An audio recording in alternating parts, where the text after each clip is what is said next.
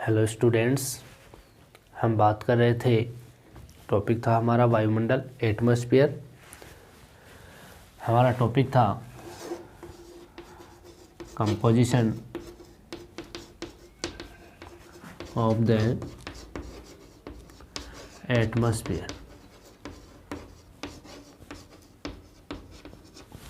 वायुमंडल का संगठन। वायुमंडल का संगठन।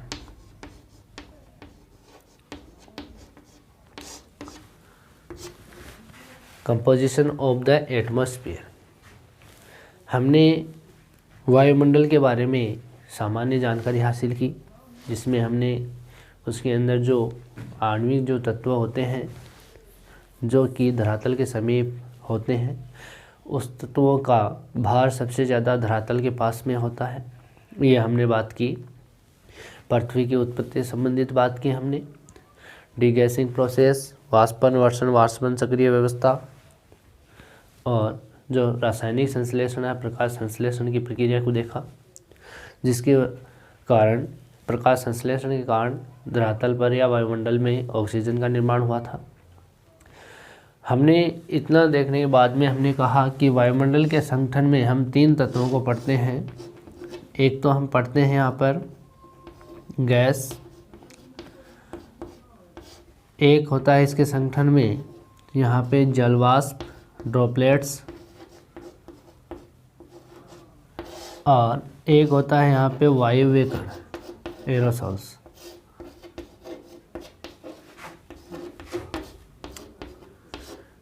एरोसॉल्स मिट्टी या धूल के कण। ठीक है, यहाँ पे हमने गैस की चर्चा की है। गैस के रूप में हमने कहा कि गैस जो है वो धरातल के समीप आणविक रूप में दो रूप होते हैं ना, परमाणविक आणविक। परमाणु का मतलब बिखरा हुआ रूप, आणविक का मतलब जुड़ा हुआ रूप।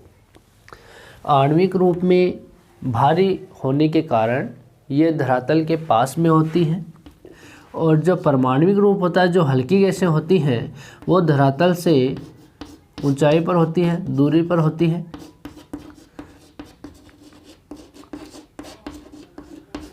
दूरी पर कौन सी गैस? हल्की गैस। हल्के प्रकार की जो भी गैस है वो धरातल से दूरी पर होती है। समझ गए बात? धरातल के पास तो कौन सी होगी? जो आणविक रूप में गैस पाई जाती है, जो नाइट्रोजन ऑक्साइड प्रकार की, CO2 ऑर्गन प्रकार की जो गैसें हैं, वो धरातल के पास में है। जो हल्की गैसें हैं, मीथेन है, यहाँ पे नियोन है, ओजोन प्रकार की गैसें हैं, वो ऊंचाई पे है, हाइट पे है, वो परमाणु रूप में भी मिलती है। तो यहाँ पे परमाणु का मतलब बिखरा हुआ रूप। जैसे ऑक्सीजन की बात करें तो ऑक्सीजन 100 या 120 किलोमीटर तक यहाँ तक आणविक रूप में है, उसके बाद में परमाणविक रूप में ही हमें देखने को मिलेगी। ठीक है, तो यहाँ पे हम कहते हैं कि जो धरातल है, इस धरातल है इसके ऊंचाई में देखें तो 80 से 90 किलोमीटर तक। कितने किलोमीटर तक? 80 से 90 किलोमीटर तक 9 प्रकार की गैसें हैं। 9 प्रकार की गैसें हैं यहाँ मुख्य रूप से।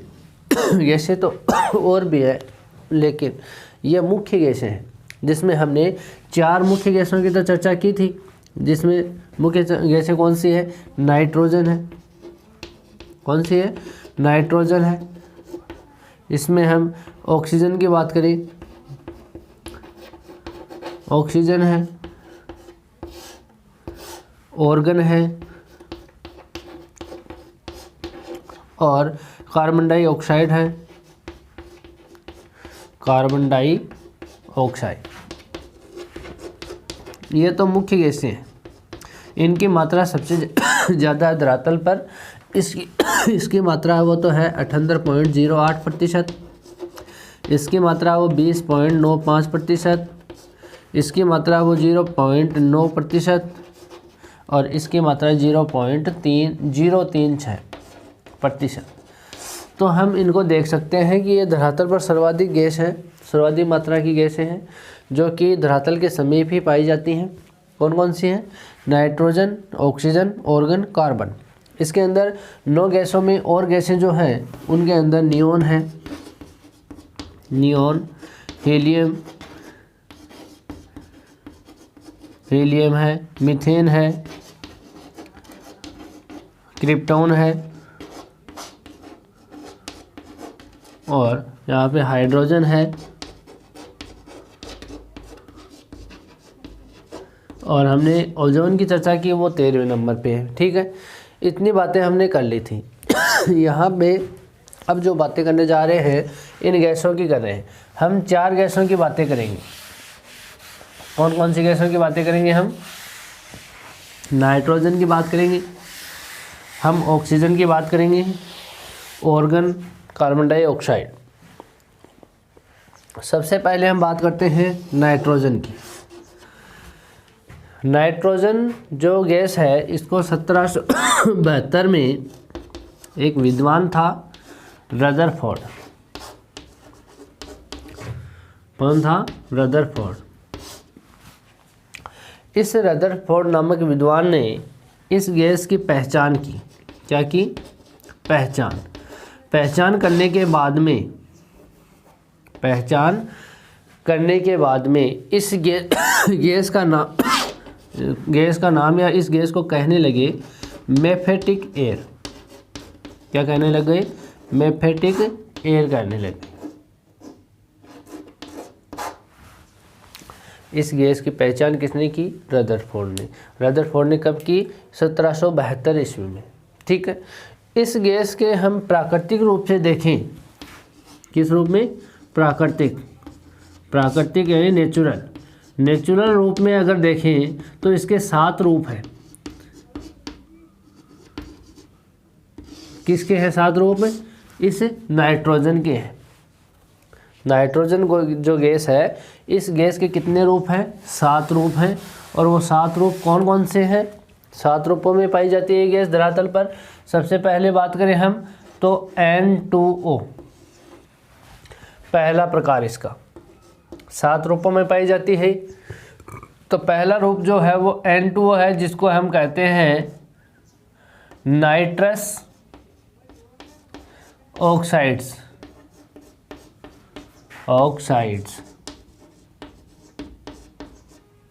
ठीक है, क्या कहते हैं इसको? Nitrous oxide. दूसरा जो रूप है इसका वो NO है, NO यानी कि नाइट्रिक ऑक्साइड।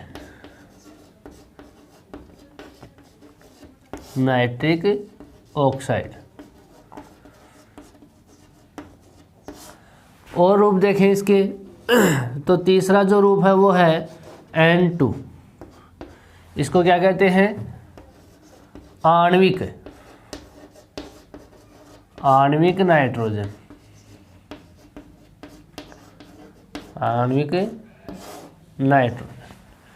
और रूप देखें, चौथा रूप है इसका वो NO2 है। ये इसको कहते हैं नाइट्रोजन पर ऑक्साइड।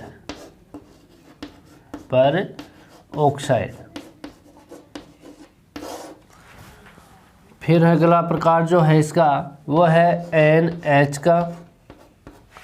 इसको कहते हैं एमिनो एसिड।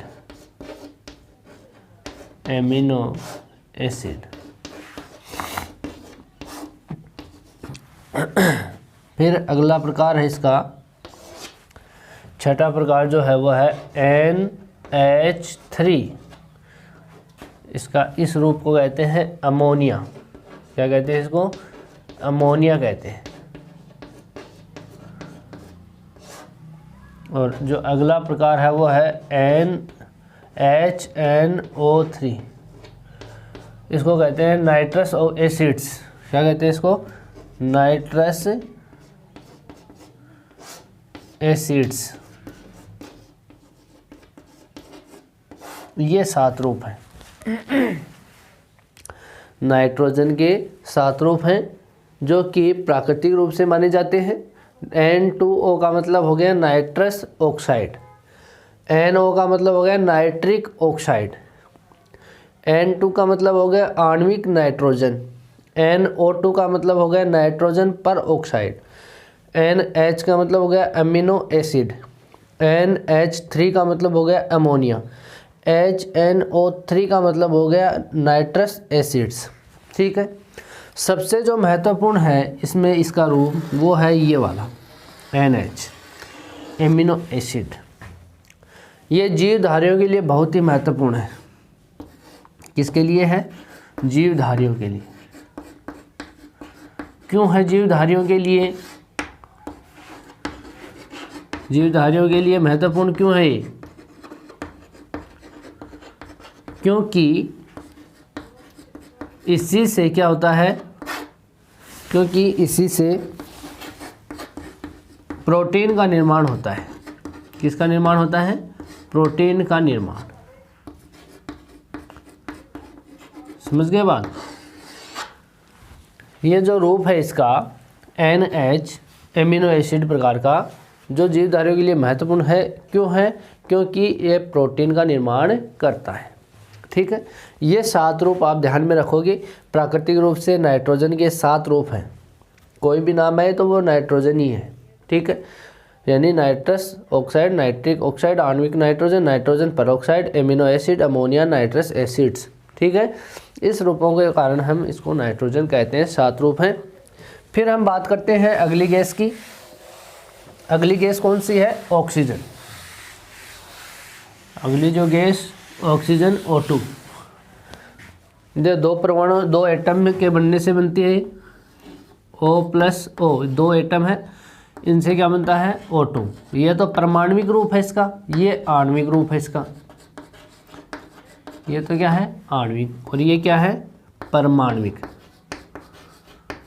ये परमाणविक जो रूप है ये हमें 100 से 120 किलोमीटर की ऊंचाई पर देखने को मिलता है। धरातल के पास हमें आणविक रूप ही देखने को मिलेगा इसका, O2 वाला।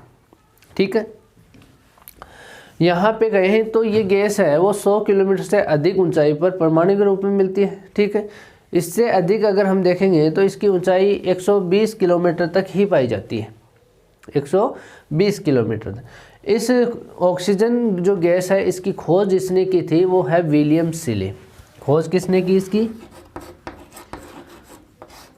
खोज की विलियम सीले। जबकि इसका वास्तविक जो रूप है, इसका वास्तविक रूप जो नामकरण किया इसका, जैसे ऑक्सीजन नामकरण किया, वो किया यहाँ पे एंटोनी लिवोनीजियर, यानी ऑक्सीजन नामकरण किसने किया? एंटोनी लिवोनीजियर।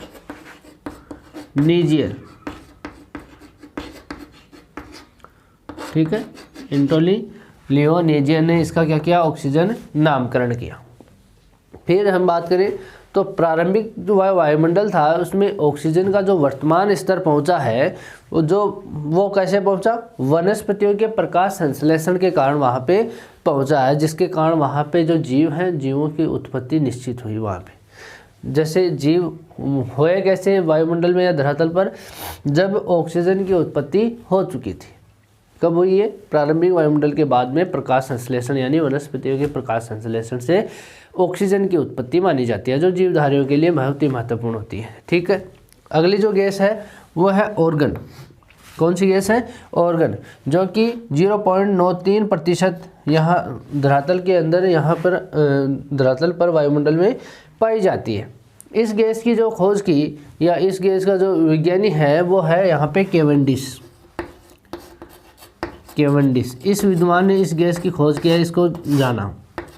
कौन है विद्वान? केवेंडिश विद्वान है। ठीक है, ऑर्गन जो गैस है वो सर्वाधिक अक्रिय गैस मानी जाती है। क्या मानी जाती है? सर्वाधिक अक्रिय गैस। धरातल पर या पृथ्वी पर मान सकते हो। सर्वाधिक अक्रिय गैस कौन सी है? ऐसा क्वेश्चन अभी आपको देखने को मिले तो कौन सी होगी? ऑर्गन। ठीक है, सर्वाधिक सक्रिय गैस आपको ना मिले तो सर्वाधिक सक्रिय गैस जो होगी वो है नाइट्रोजन। ये क्या है? सर्वाधिक सक्रिय, ठीक है। सर्वाधिक अक्रिय कौन सी होगी? ऑर्गन गैस होगी। फिर हम बात करते हैं कार्बन डाइऑक्साइड गैस की, CO2। धरातल पर सर्वाधिक मात्रा का जो ग्रीन हाउस प्रभाव डालते हैं वो गैस है कार्बन डाइऑक्साइड। धरातल पर या पृथ्वी पर बात सकते हो, पृथ्वी के जो वायुमंडल में सर्वाधिक मात्रा का ग्रीन हाउस प्रभाव डालने वाली जो गैस होगी वो कौन सी होगी? CO2 होगी। जबकि प्राकृतिक रूप से, ध्यान देना, जबकि प्राकृतिक रूप से जो प्रभावित करती है ग्रीन हाउस, जो प्राकृतिक गैस है, जो ग्रीन हाउस सबसे ज़्यादा प्रभावित करती है वो है यहाँ पे CFC। कौन सी है? सॉरी, कृत्रिम। ये क्या है? कृत्रिम गैस। सर्वाधिक कृत्रिम जो गैस है CFC, वो सर्वाधिक यहाँ पे ग्रीन हाउस प्रभाव प्रभावित करती है। फिर यहाँ पे जैसे प्राकृतिक गैस है, प्राकृतिक गैस के रूप में देखिए सर्वाधिक प्रभावित करने वाली गैसों में तो मीथेन जो गैस है वो है, याद रखना है इसको, ये स्टार करके अलग से नोट कर लेना है। कृत्रिम जो गैस होगी सर्वाधिक ग्रीन हाउस प्रभावित करने वाली जो कृत्रिम गैस है वो CFC, क्लोरोफ्लोरोकार्बन। क्या होती है? क्लोरोफ्लोरोकार्बन, ठीक है। और सर्वाधिक प्राकृतिक रूप की जो गैस है जो ग्रीन हाउस प्रभावित करती है वो है मीथेन गैस, जो धरातल से निकलती है, ठीक है, ज्वालामुखी के साथ में। धरातल के आंतरिक भागों से निकलने वाली प्राकृतिक गैस जो ग्रीन प्रभावित करती है वो गैस है मीथेन गैस। और सर्वाधिक मात्रा का ग्रीन हाउस प्रभाव करने वाला जो गैस है वो है CO2, कार्बन डाइऑक्साइड। तीनों गैसों को आप ध्यान रखना, तीनों गैसें यहाँ पे ग्रीन हाउस प्रभावित करती हैं, ठीक है। करती मीथेन भी है और करती CFC भी है, और जलवाष्प जो होते हैं वो भी करते हैं ग्रीन हाउस प्रभावित, ठीक है। फिर हम बात करते हैं ये तो हो गई गैसों की बात। दूसरा इसका कारक था यहाँ पे जलवाष्प। कौन सा था? गैस के बाद में जलवाष्प, जिसका हम यहाँ पे नमी या आर्द्रता भी कह सकते हैं। क्या कह सकते हैं? नमी या आर्द्रता।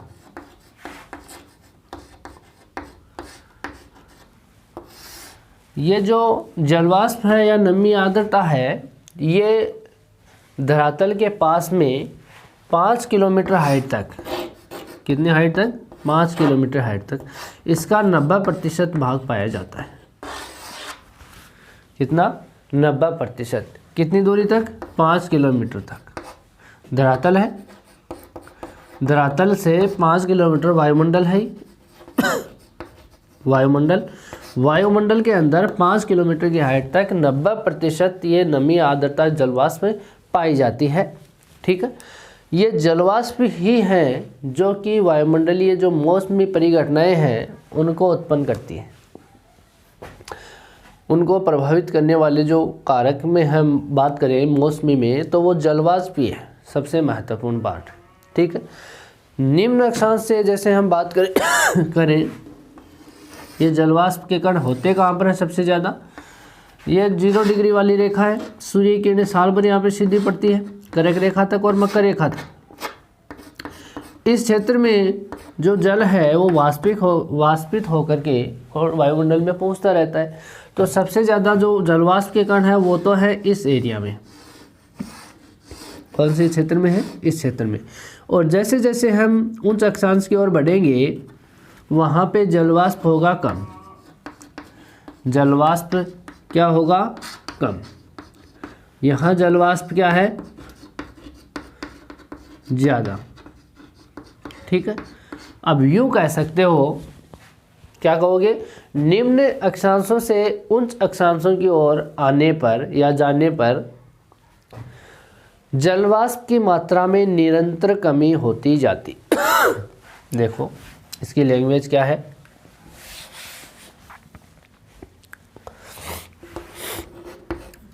निम्न अक्षांशों से उच्च अक्षांशों की ओर अक्षांशों की ओर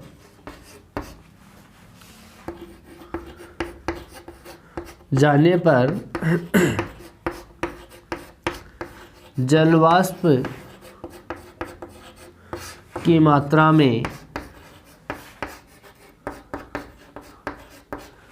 निरंतर कमी आती जाती है, निरंतर कमी आती जाती है। ये लैंग्वेज लिखोगे आप। इसमें क्या लिखोगे? निम्न अक्षांश, यानी 0 डिग्री अक्षांश से हम 90 डिग्री अक्षांश की ओर जाएंगे तो जलवाष्प हमें कमी देखने को मिलेगा। उच्च अक्षांशों पे हमेशा बर्फ़ जमी रहती है, निम्न अक्षांशों पे कभी ऐसा नहीं होता। हाँ, हो सकता है बर्फ़ जमी हो, लेकिन वो हाइट पे जमी हुई, वो बात में हम इसमें करेंगे आगे, जब चैप्टर आएगा तापमान वाला वहाँ करेंगे। लेकिन अभी तो आप इतना ध्यान में रखो कि निम्न अक्षांश से उच्च अक्षांश की ओर जाएंगे तो जलवाष्प की मात्रा में कमी आएगी, यानी दोनों एक दूसरे के विपरीत हैं, यानी विलोमानुपाती संबंध है इन दोनों में। किनमें? अक्षांश में और वास्तविक जो आर्द्रता है, वास्तविक आर्द्रता, इन दोनों में क्या है? विलोमानुपाती संबंध है। अक्षांश बढ़ेंगे तो वास्तविक आर्द्रता घटेगी, वास्तविक आर्द्रता बढ़ेगी तो अक्षांश घटेंगे। समझ रहे हो बात? यहाँ पे कहना क्या चाह रहा है कि निम्न अक्षांश उच्च आर्द्रता, आर्द्रता मतलब जलवाष्प, वास्तविक आर्द्रता। यहाँ पे उच्च अक्षांश निम्न आर्द्रता यानी कम जलवाष्प। ठीक है, तो आप इसको सिंबल को आप ध्यान में रखना, इस सूत्र को आप नोट कर लेना। अक्षांशों के विलोमानुपाती संबंध होता है वास्तविक आर्द्रता का। तापमान के और आर्द्रता के अंदर सामर्थ्य जो होता है वो इसके समानुपाती होता है। यानी एक बात होती है तापमान और आर्द्रता सामर्थ्य, आर्द्रता सामर्थ्य, ये एक दूसरे की क्या होते हैं? समानुपाती होते हैं। जैसे जहाँ पर भी तापमान बढ़ेगा, यहाँ सूर्य किरणें साल भर सीधी पड़ती है, जिसके कारण तापमान क्या है? ज़्यादा। 0 डिग्री के पास वाले क्षेत्रों में तापमान क्या है? ज़्यादा है। इसलिए यहाँ पर जो धारण करने की क्षमता है जलवाष्प को, वहाँ पर जलवाष्प को ग्रहण करने की जो क्षमता है वो क्या है? ज़्यादा है। ज़्यादा होने के कारण यहाँ की उसकी आर्द्रता सामर्थ्य कितनी हो गई? ज़्यादा। जैसे मानो 1 kg का बर्तन है, एक 2 kg का बर्तन है, एक 5 kg का बर्तन है। अब ये बताओ 1 kg का बर्तन होगा, 2 kg का होगा और 5 kg का बर्तन होगा। इन बर्तनों में आप ये कहो कि इसमें सामान ज़्यादा आएगा या इसमें आएगा, इसमें आएगा। ठीक है, इसकी सामर्थ्य ज़्यादा है या इसकी है या इसकी है? तो सबसे ज़्यादा सामर्थ्य किसकी ज़्यादा है? इसकी। यानी इसमें 5 kg कोई भी वस्तु आ सकती है। इसमें 5 kg की जगह 2 kg ही वस्तु आएगी। इसकी आर्द्रता सामर्थ्य इतनी ही है, इसकी आर्द्रता सामर्थ्य 1 kg की ही है। तो तापमान बढ़ेगा वहाँ आर्द्रता सामर्थ्य भी बढ़ेगी। ध्यान रखना इस बात को कि आर्द्रता सामर्थ्य और तापमान में समानुपाती संबंध होता है। एक बढ़ेगा तो दूसरा भी बढ़ेगा। धरातल पर देख लो ऐसी बात, जहाँ पे तापमान कम होगा उसकी आर्द्रता सामर्थ्य कम होगी। वहाँ पे देखो ध्रुवीय क्षेत्र है, ध्रुवीय क्षेत्र में तापमान कम होगा, इसलिए यहाँ की आर्द्रता धारण करने की क्षमता भी क्या होगी? कम होगी, जिसके कारण ही वहाँ पर आर्द्रता धारण करने की क्षमता नहीं होने के कारण जो जलबूंद है वो बर्फ में बदल करके नीचे आ जाती है। वहाँ पर उस वायुमंडल में जलवाष्प लटका हुआ नहीं रह सकता, वहाँ की सामर्थ्य ही नहीं है, वहाँ इतनी सामर्थ्य नहीं है, जिसके कारण वो बूंदें हैं वो बर्फ में बदल करके नीचे आ जाती हैं। ठीक है, तो यहाँ पर आर्द्रता धारण करने की क्षमता है। इस क्षेत्रों में कितना तापमान है जिसके कारण वहाँ की आर्द्रता सामर्थ्य ज़्यादा है। यहाँ पर कितनी भी पवनें चले, उसके साथ कितनी भी नमी आए, वहाँ पर इसकी धारण करने की क्षमता ज़्यादा है। अगर ज़्यादा होगी, उस सामर्थ्य से ज़्यादा जो जलवाष्प होगा वो पानी बन करके नीचे बूंद के रूप में आ जाएगा, जिसको हम वर्षा कहते हैं। ठीक है। तो आर्द्रता धारण करने की क्षमता तक तो वो पानी को ग्रहण कर सकता है। फिर आर्द्रता धारण करने की सामर्थ्य से ज़्यादा अगर जलवाष्प होगा तो वहाँ पर वो ज़्यादा वाला जो जलवाष्प है वो पानी के रूप में नीचे आ जाता है, जिसको हम क्या कहते हैं, वर्षा कहते हैं। ठीक है, तो आपको इसको ध्यान में रखना है। ठीक है, एक होता है सापेक्षिक आर्द्रता। क्या होता है? सापेक्षिक आर्द्रता।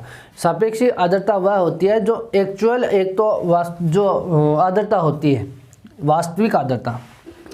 सापेक्षिक आर्द्रता है वो दो जगह के स्थान पे हम कैसे निकालते हैं, यानी कि सापेक्षिक आर्द्रता, इसका सूत्र है एक्चुअल ह्यूमिडिटी यानी वास्तविक आर्द्रता, वास्तविक आर्द्रता, और ह्यूमिडिटी कैपेसिटी यानी कि आर्द्रता सामर्थ्य, आर्द्रता सामर्थ्य इनटू यहाँ पर 100। इससे हम सापेक्षिक आर्द्रता रिलेटिव ह्यूमिडिटी निकालते हैं। एक्चुअली जो ह्यूमिडिटी है उसमें हम डिवाइड करते हैं इसके सामर्थ्य का, यानी कि उसकी कैपेसिटी कितनी है, उसकी ग्रहण करने की जो सामर्थ्य की कैपेसिटी है वो कितनी है, इनको 100 करेंगे तो यहाँ पे हमें रिलेटिव ह्यूमिडिटी देखने को मिलेगी, यानी सापेक्षिक आर्द्रता हमें देखने को मिलेगी। ठीक है, ये बात हो गई इसकी धारण करने की क्षमता की। इन तीनों सूत्रों को आप ध्यान में रखोगे। तापमान, आर्द्रता, सामर्थ्य एक साथ समानुपाती है। यहाँ पे अक्षांश और आर्द्रता जो है वास्तविक आर्द्रता, उनमें विलोमानुपाती संबंध है। ठीक है, यहाँ पर सापेक्षिक आर्द्रता जो है वो यहाँ पे निकालेंगे तो वास्तविक आर्द्रता जो होगी उसमें आर्द्रता सामर्थ्य को से डिवाइड करेंगे, फिर 100 से गुणा करेंगे तो वहाँ पे सापेक्षिक आर्द्रता हमें देखने को मिलेगी। ठीक है, तो ये बात हो गई इस आर्द्रता सामर्थ्य की। अब बात करते हैं जो जलवाष्प है, जो धरातल के जो वायुमंडल है, इस वायुमंडल में जो जलवाष्प है वो लघु कणों का क्या कर लेता है, यहाँ पे लघु कणों को अवशोषित नहीं करता, दीर्घ जो कणे हैं, तरंगे हैं, उनको अवशोषित करता है। कैसे? देखो, सूर्य है, सूर्य से जो तरंगे आती हैं वो आती हैं लघु रूप में। किस रूप में आती हैं? लघु रूप में। ये धरातल है, धरातल से जब टकराएगा तो इसका दीर्घीकरण होता चला जाएगा। क्या होगा? इसका दीर्घीकरण। ठीक है, जब यह चीज़ खुले आसमान में हो, खुले धरातल पर हो, तब तो ये दीर्घ तरंगे यही इतनी ही सीमित रह के वापस अंतरिक्ष की ओर चली जाती है, या वायुमंडल के कणों में अवशोषित हो जाती है, जलवाष्प में हो जाती है, गैसों में अवशोषित हो जाती है। कुछ मात्रा में एक तरंगे है वो बचती है, वो वापस अंतरिक्ष की ओर लौट जाती है।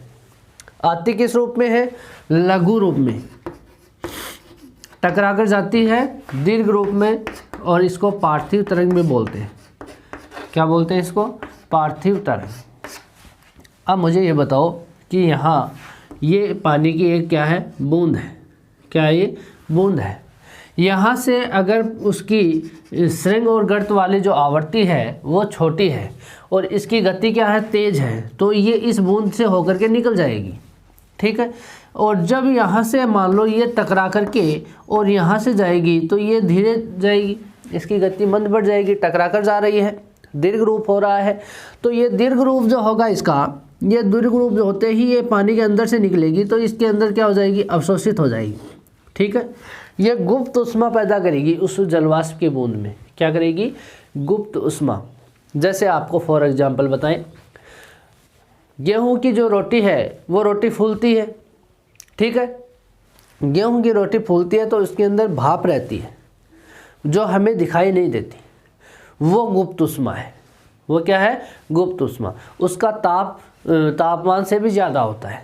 ठीक है, तो हमें यहाँ पर हम बात करें, गर्मियों में जो जलवाष्प है वो धरातल के पास लटके हुए रहते हैं। ठीक है, और उस टाइम में यहाँ पे जलवाष्प ज़्यादा होगी, जलवाष्प की मात्रा ज़्यादा होगी, तो इस क्षेत्र में सूर्य से आने वाली जो किरणें हैं लघु रूप में वो टकरा करके जाएंगी, तब इस जो जलवाष्प की किरणें हैं या बूंदें हैं इनमें अवशोषित हो जाएंगी। अब इसमें गुप्त उष्मा कैद हो गई, इन जलवाष्प की बूंदों में क्या हो गई? गुप्त उष्मा कैद हो गई। इसीलिए हमें जो गर्मियों के दिन होते हैं, उमस भरे जो दिन होते हैं, उसमें गर्मी महसूस होती है। उमस भरे जो दिन होते हैं ना, वहाँ पे हमें गर्मी महसूस होती है। जो लोग समुद्र के किनारे रहते हैं, तटवर्ती क्षेत्रों में रहते हैं, वहाँ पर जो उष्णकटिबंधीय क्षेत्र है उसके अंदर जो समुद्री क्षेत्र हैं जिनके किनारे पे लोग मानव समाज रहता है, मानव सभ्यता विकसित है, वहाँ पर जो जलवाष्प की बूंदें तो ज़्यादा होगी क्योंकि नमी होगी वहाँ पे एनी टाइम, और वहाँ पे सूर्य की किरण आएगी तो वहाँ पे जलवाष्प की बूंदों में उन किरणों का अवशोषण होगा, और अवशोषण होगा तो उसमें गुप्त उष्मा रहेगी। वो गुप्त उष्मा जो हमारी इस चमड़ी पे या उस चर्म पे लगेगी तो यहाँ पे जलन महसूस होगी। क्या होगी? उमस भरे गर्मी लगती है अपने को उमस भरे दिनों में, तो वो यहाँ पे लगेगी, तो यहाँ पे गुप्त उष्मा यहाँ पे लगेगी तो ये जो चमड़ी है वो जल जाएगी। ऊपर की जो खाल है वो क्या हो जाती है? जल जाती है। इसलिए जलने के बाद में अपनी जो खाल होती है वो ब्लैक कलर की हो जाती है। क्या हो जाती है? Black colour. इसलिए वहाँ के लोग क्या होते हैं? अधिकतर काले, यानी साउथ इंडिया के लोग देखते हो आप, केरला तमिलनाडु वाले, वो हमें काले ही दिखते हैं। वो क्या है? समुद्र तटवर्ती क्षेत्र है, वहाँ पे उमस बनी रहती है, यानी नमी वाला क्षेत्र होता है, आर्द्रता वहाँ पे ज़्यादा है, जिसके कारण जो गर्मी होगी उसके कारण उनकी जो चमड़ी है वो यहाँ पे जलने के बाद में काले रंग पड़ जाता है। ठंडे क्षेत्रों के लोग सफ़ेद क्यों होते हैं? उसका कारण यही है कि वहाँ पे जो जलवाष्प की जो बूंदें हैं, जो जलवाष्प की जो बूंदें हैं वो वहाँ पे कम है, ठीक है, और तापमान वहाँ पे क्या है? कम है, जिसके कारण उनकी चमड़ी क्या रहती है? सफ़ेद रहती है, ठीक है। अपने राजस्थान के लोग भी इतने काले नहीं हैं, सफ़ेद हैं, कारण कि यहाँ पे भी जलवाष्प की बूंदें क्या है? कम है। तेज़ धूप है लेकिन वो जलवाष्प जो होती है वो इन किरणों का अवशोषण नहीं कर पाता है इतना, ठीक है, जलवाष्प है ही कम, तो जिसके कारण यहाँ के लोग भी इतने काले नहीं होते। तो इसको आप ध्यान में रखोगे। जो सूर्य की किरणें आती हैं उनकी जो लंबाई होती है श्रृंग गर्त वाली, ये तरंगे हैं, इसका ये तो भाग है श्रृंग वाला, और ये भाग कौन सा है? इसका गर्त वाला। सूर्य से आती है किरणें वो ऐसे ही आती है श्रृंग और गर्त के रूप में। इसकी आवृत्ति यहाँ पे मापी जाती है कि इसकी लंबाई कितनी है। दो गर्तों के मध्य या दो श्रृंगों के मध्य की जो लंबाई होती है उसी से हम मापते हैं कि यहाँ पे जो सूर्य की किरणें हैं वो कितनी लंबाई की हैं, ठीक है। तो यहाँ पर हम बात करें, अगर सूर्य की किरणों की लंबाई यहाँ पे 0.9 माइक्रोन से 2.1 माइक्रोन की होगी तो ये किरणें जलवाष्प में अवशोषित हो जाती हैं। इनको हम दीर्घ तरंग बोल सकते हैं या पार्थिव तरंग भी बोल सकते हैं। इनको हम पार्थिव भी बोल सकते हैं, इनको हम टेरेस्टेरियल भी बोल सकते हैं, टेरेस्टेरियल, इन नामों से भी इनको जाना जाता है। तो यहाँ पे जो दीर्घ तरंग होगी उनका अवशोषण जलवाष्प के द्वारा हो जाता है, ठीक है। इसके बाद में हम बात करेंगे एरोसोल्स की, वायवीय कणों की, वो करेंगे हम नेक्स्ट वीडियो में। आज के लिए इतना ही, थैंक यू।